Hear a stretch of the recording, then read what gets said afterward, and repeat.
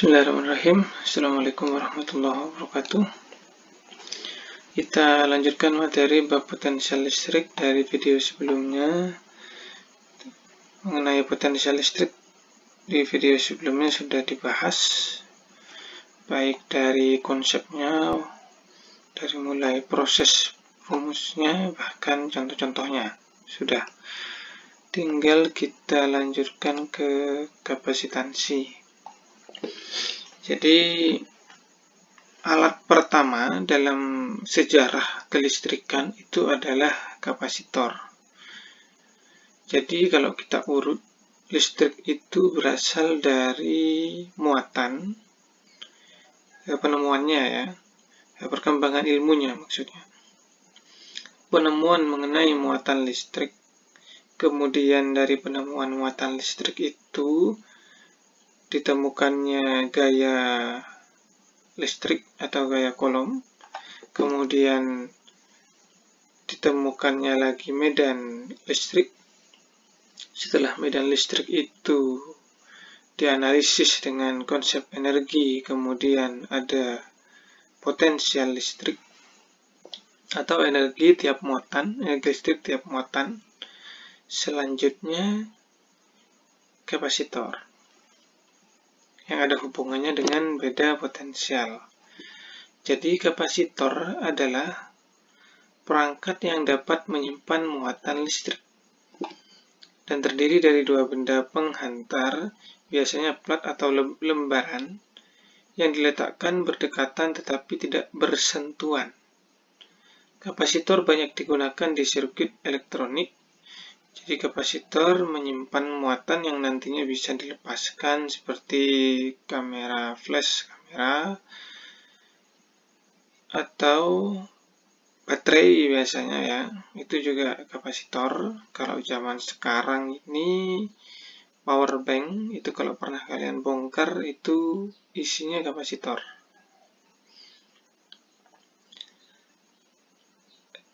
Nah, fungsi dari kapasitor tadi itu selain kalau fungsi utamanya menyimpan muatan listrik ya, tapi dari efek dari menyimpan muatan listrik itu adalah sebagai cadangan energi. Karena kalau sudah cadangan energi itu berarti bicaranya potensial. Karena potensial itu adalah energi tiap muatan per muatan. Nah, ini yang disimpan adalah muatan.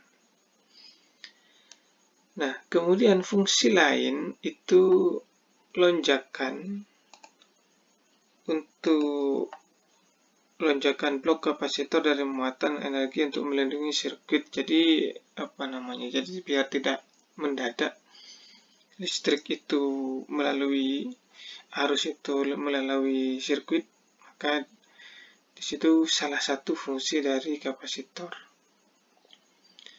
Kapasitor yang sangat kecil berfungsi sebagai memori untuk 1 dan 0 dari kode biner dalam RAM komputer. Ini kapasitor sudah dalam skala mikro, jadi atom molekul yang disusun di mana ada sifat kapasitansi atau kapasitor di dalamnya, dalam susunan itu. Dan itu ditata mewakili penataan matematik bilangan biner 1 dan 0. Kapasitor memberi manfaat banyak, aplikasi lainnya juga diantaranya akan kita diskusikan ke depan. Ada salah satu aja, tidak usah banyak-banyak. Fungsi kapasitor. Jadi di sini ya di gambar ini ada contoh dari kapasitor, ada kapasitor plat, ada kapasitor yang diputar, kemudian ini contoh wujud kapasitor yang sudah versi kenyataan, ini versi teori, tapi isinya ini ya ini. Isinya yang ini. Yang ini. Ini baterai powerbank biasanya kayak begini. Nah, kapasitor sederhana terdiri dari sepasang plat paralel. Ya, jadi ada plat paralel dengan area, dengan luas, penampang, kemudian dipisahkan dengan jarak. Jadi ada besaran luas, ada besaran jarak. Seringkali kedua plat digulung menjadi bentuk silinder seperti pada gambar ini. Digulung menjadi bentuk silinder atau isolator lain yang memisahkan plat. Jadi ini ada biasa pakai udara biasanya. Jadi di sini kan tidak bersentuhan. Tidak bersentuhan itu bersekat. Berarti sekatnya bisa udara, bisa benda insulator. Atau tidak mengantarkan listrik lah, poin utamanya itu. Nah, ini simbolnya merepresentasikan sebuah kapasitor dalam rangkaian sirkuit dalam software atau dalam teori. Baterai yang merupakan sumber tegangan ditunjukkan oleh simbol ini. Ini baterai tegangan DC, tegangan arus arah. Ini belum bab arus, tapi tidak apa-apa, ini diperkenalkan sumber tegangan seperti ini. Jadi ada dua macam, ada yang begini, ada yang begini. Sumber tegangan itu. Ini yang DC, ini yang AC. Sama-sama sumber tegangan, tapi kapasitor itu yang seperti ini, biasa udaranya ya ini. Kapasitor juga dengan panjang lengan yang tidak sama. Yang lebih panjang positif, yang lebih pendek negatif. Itu saja. Oke. Nah, kemudian ini ada salah satu eksperimennya. Jadi ada tegangan, ada kapasitor. Di tegangan ini ada muatan yang akan tersimpan di kapasitor. Ketika ini positif, maka di sini positif. Ini negatif, ini negatif. Seperti itu. Kalau sudah penuh, baru ini bisa berinteraksi atau nyambung. Jika tegangan diberikan pada kapasitor dengan menghubungkan kapasitor ke baterai dengan kabel, seperti pada gambar tadi. Ya, setiap terminal baterai pada kapasitor terhubung dengan memiliki potensi yang sama. Maka tegangan baterai penuh muncul melintasi kapasitor. Untuk kapasitor yang diberikan ditemukan bahwa muatan Q diperoleh oleh setiap lempeng sebanding dengan besarnya V. Jadi besarnya Q di sini dan di sini itu sebanding dengan ini. Sebanding itu tidak sama. Jadi Q itu sama dengan titik-titik V seperti ini. Ini pembandingnya. Pembandingnya ini. Nah, pembanding ini tergantung dari jenis kapasitornya. Tapi ini berbanding lurus, berbanding linear. Maka di sini kita tulis sebagai C, QCV. Jadi ini diganti C, Q sama dengan C kali V. Pembandingnya itu C. Dan pembanding itu kita namakan dengan konstanta proporsionalitas C dalam persamaan ini. Atau kita sebut dengan kapasitansi dari kapasitor. Yang satuannya adalah coulomb per volt atau disebut dengan farad. Jadi kapasitansi itu satuannya adalah farad atau coulomb per volt. Kapasitor umumnya memiliki kapasitansi dalam kisaran picofarad atau mikrofarad, seperti halnya muatan. Jadi biasanya kalau muatan itu kan mikrocoulomb. Sama, kapasitansi juga mikrofarad atau bahkan picofarad. Nah, kapasitansi C pada umumnya tidak bergantung pada Q dan V. Q atau V, oke, memang betul. Karena Q dan V itu adalah hasil perbandingan eksperimen di sini. Lalu apa yang mempengaruhinya? Kapasitornya. Kapasitor itu terbuat dari apa? Maka benda-benda yang membuat kapasitor itu yang akan mempengaruhi besar dari kapasitansi itu sendiri. Jadi nilainya hanya tergantung pada ukuran. Ukuran itu berarti A dan D karena hubungan dengan area dan jarak. Ukuran bentuk, posisi relatif dari konduktor, dan juga bahannya, insulatornya. Untuk kapasitor paralel piring plat luas yang dipisahkan oleh D udara, jarak D dan udara pemisahnya, maka dirumuskan seperti ini. Ini A, areanya, ini D, jaraknya, hubungannya dengan ukuran dan bentuk, serta posisi, kemudian epsilon, E0, itu bahannya, kebetulan udara. Nanti ada yang tidak udara. Tinggal ininya diganti jadi IK kalau nggak salah. Ini namanya konstanta permitivitas ruang hampa. Nilainya 8,85 kali 10 pangkat minus 12 kolom persegi per Newton meter persegi. Ini ditunjukkan lagi gambar tadi, gambar kapasitornya. Contoh, ini ada hitunglah kapasitansi dari plat paralel kapasitor yang memiliki plat berukuran 20 cm kali 30 cm. Ini areanya berarti ya, A-nya. Are separate terpisah 1 mm udara, sekat udara ya. Itu pertanyaannya, berarti hitunglah kapasitor dengan A-nya ini, D-nya ini. Kemudian yang kedua, yang B, berapakah muatan pada plat jika dialiri 12 volt? Ini deh, jika 12 volt baterai dihubungkan kepada dua plat tadi.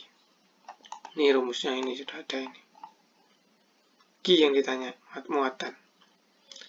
Kemudian C, berapakah electric field between plate? Berapakah medan listrik di antara kedua plat? Oke, E-nya berarti ya, medannya. Estimasi area, estimasikan area penampang, ya, A tadi, yang ini. Yang dibutuhkan untuk mencapai kapasitansi sebesar 1 farad. Jika diberikan pada udara D, UD-nya sama, D, same gap, sama seperti 1 mili katanya ya, tetap 1 mili, hanya platnya ukurannya berapa agar kita mendapatkan nilai kapasitansi 1 farad, itu yang D. Yang A dulu tinggal dipakai saja rumusnya, masukkan, satuannya diganti, A itu berarti 20 kali 30, 20 kali 20-nya jadi meter, 30-nya jadi meter, 3 ini ya, bukan 30. 20 kali 3, 60 cm persegi, berarti jadi 6 kali 10 pangkat min 3 meter persegi. Kemudian ini 1 mm itu berarti 10 pangkat min 3 meter. Ini tetapan yang di sini. Ini tinggal dihitung, ketemu 53 picofarad. Dengan luas ini dapatnya 53 picofarad. Padahal kita ditanya nanti luas yang berapa agar dapatnya 1 farad. Oke, apa? Yang B yang ditanya adalah muatan rumusnya ini. Tadi sudah ada, tinggal dimasukkan angkanya. C-nya sudah dihitung di A, V-nya sudah diberitahu, 12 volt baterai tadi. Selesai. ketemu 6,4 kali 10 pangkat minus 10. Selanjutnya, medan yang ditanya. Medan listrik. Kita tahu di video sebelumnya potensial listrik itu adalah VED. E kali D. Nah, berarti E itu adalah V per D. Nih. Kalau lupa lihat video sebelumnya. Hitung aja. V-nya 12 volt. D-nya sudah ada. Ini selesai. Selanjutnya yang D, ya, ini yang seru. Ditanya berapa A-nya jika diinginkan 1 farad. Pakai rumus ini. Hanya rumus ini dijadikan A sama dengan, jadi jadinya itu C dikali D dibagi E0. Nih. Ini. Ya, itu. Nih. Ini rumusnya. Itu sebenarnya rumus yang atas ini. Rumus yang ini. Masukkan angkanya. C-nya pakai 1 farad, jangan pakai yang ini. Karena di ini ada soalnya yang mensyaratkan 1 farad. Ketemunya luasnya adalah 10 pangkat 8. Ini luas banget ini. Tapi dia besar. Daya simpannya. Seperti itu. Jadi ini kalau kita jadikan persegi ini 10 pangkat 4. 10 pangkat 4 10 kilo. Berarti buat plat 10 kilo. Kemudian didekatkan 1 mili aja. Yang penting nggak nempel. Kasih 12 volt. Itu bisa menyimpan 1 farad. Ya, dan itu besar sekali kemampuannya. Oke, nah, selanjutnya setelah contohnya kapasitansi tadi lebih besar dari 1 mikrofarad tidak biasa, ya. Kalau 1 farad itu sudah tidak biasa. Lebih besar dari 1 mikrofarad sudah tidak biasa. Namun kapasitor sekarang tersedia dalam ukuran 1 atau 2 farad. Itu perkembangan dari teknologi, sesuatu yang tidak biasa berkembang tiap tahunnya menjadi hal yang biasa. Seperti itu. Nah, ini di sini diceritakan salah satu peran fungsi dari kapasitor. Itu adalah yang ini kan, kapasitor digunakan sebagai cadangan daya misalkan dalam memori, komputer, elektronik. Banyak di sini. Kapasitor juga dibuat dari karbon, kemudian luas permukaannya sangat besar. Ini bahan-bahannya, tapi kalau untuk aplikasinya yang ini. Salah satunya keyboard komputer. Itu menggunakan konsep kapasitansi. Bagaimana ceritanya? Konsep kapasitansi digunakan sebagai keyboard komputer. Itu kita gunakan sebagai detektor. Seperti itu ini. Nah, ini. Jadi ini terdiri dari, ini kuncinya ya. Ini movable platnya. Ini fixed plat. Kapasitor itu kan terdiri dari 2 plat. Ini sama ini. Begitu. Kemudian di tengah-tengahnya ada insulator. Insulator yang fleksibel. Ini fixed plat yang tidak bisa diapa-apakan, paten. Ini movable plat, di mana dia ketika key kunci ditekan, kemudian ini gerak. Bukan ini dempet ke sini, enggak. Ini kaku. Ini kaku ini. Jadi ini ketika ditekan, ini geser, ikut geser yang ini. Kok bisa? Karena ininya, insulatornya fleksibel. Nah, ketika ditekan, jaraknya kan berubah. Coba di sini. Nah, ini kan ada jarak di sini. D ini. Ketika jarak berubah, nilai kapasitansinya berubah. Seperti itu. Nah, di sini kalau kita perhatikan, jarak itu berbanding terbalik. Berarti makin kecil makin besar. Nah, maka di sini digunakanlah sebagai sensor detektor tegangan. Dicek nilai kapasitornya, nilai kapasitansinya. Ketika kapasitansinya membesar, dia mengirim sinyal. Kemudian keluarlah huruf sesuai dengan yang diinginkan atau yang dipencet. Itu. Nah, tinggal tiap huruf dibedakan nilai kapasitansinya.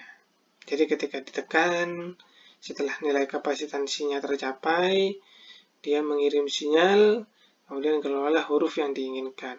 Jadi di sini, dalam hal ini kapasitor berfungsi sebagai sensor, detektor. Seperti itu.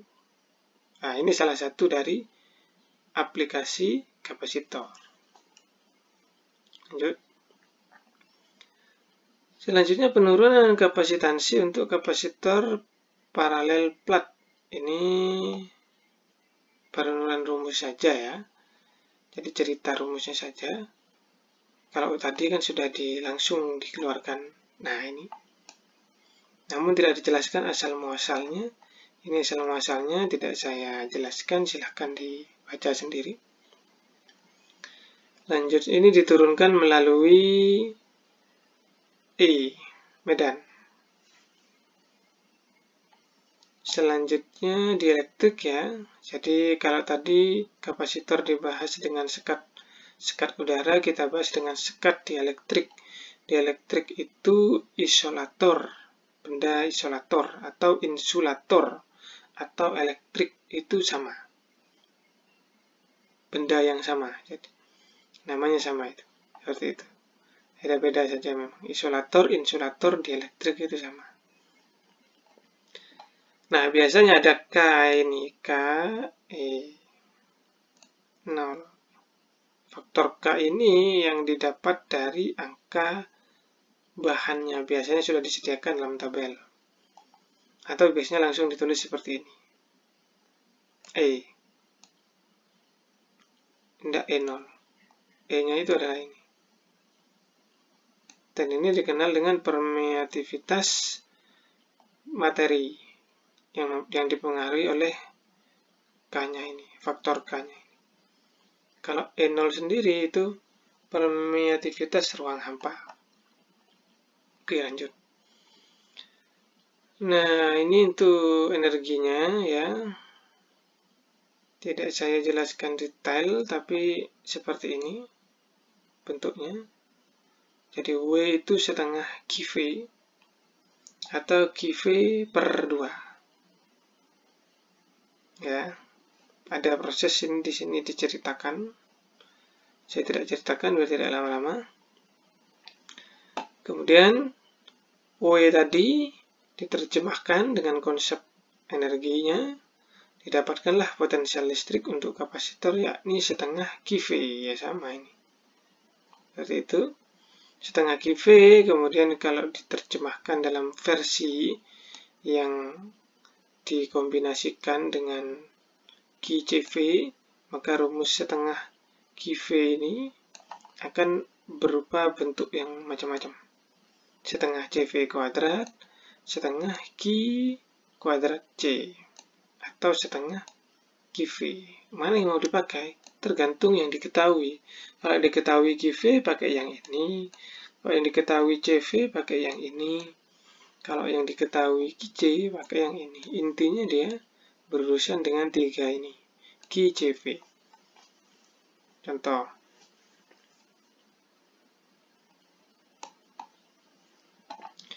Contohnya ini ada flash camera unit ya. Dengan energi 150 mikrofarad pada 200 volt. Berapa banyak energi yang dikeluarkan, yang dapat di store, seperti itu. Jadi tinggal pakai rumus tadi, setengah CV kuadrat. Ini C-nya, ini V-nya, tinggal mikronya kita ganti.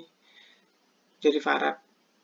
Jadi kali 10 pangkat minus 6 farad, terus jangan lupa kuadratnya 3 Joule. Udah itu saja.